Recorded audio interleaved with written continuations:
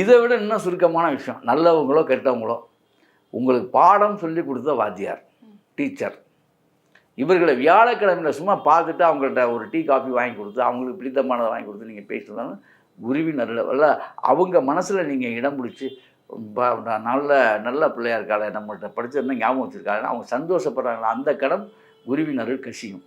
அதே மாதிரி அரச மரத்தடியில் அதிகமாக அரச மரத்துக்கிட்ட போய் வர்றது வியாழக்கிழமையில், அரச மரத்தை வணங்குறது, அரச மரத்துக்கிட்டே ரொம்ப நேரம் நிற்கிறது வியாழக்கிழமையில் அதிகாலையில் 6 to 7 அரச மரத்திட்ட நின்றாலே குருவினர்களை நிறைய வாங்கிடலாம். ஏன்னா அவருடைய மரம் அது அவருடைய ஆகர்ஷணம் போனால் அரச மரம் எங்கே இருந்தாலும் வரும். இதெல்லாம் செய்யும்போது தங்கம் கண்டிப்பாக உங்கள்கிட்ட தங்கும், இதுதான் உண்மை.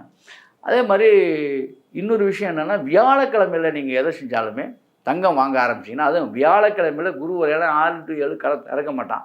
அப்போ மாலை நேரத்தில் குரு வரை எப்போ வருதுன்னு பார்த்து நீங்கள் அந்த டைமுக்கு போய் கொஞ்சோண்டு தங்கம் வியாழக்கிழமையில் எடுத்தீங்கன்னாலும் தங்கம் சேரும்.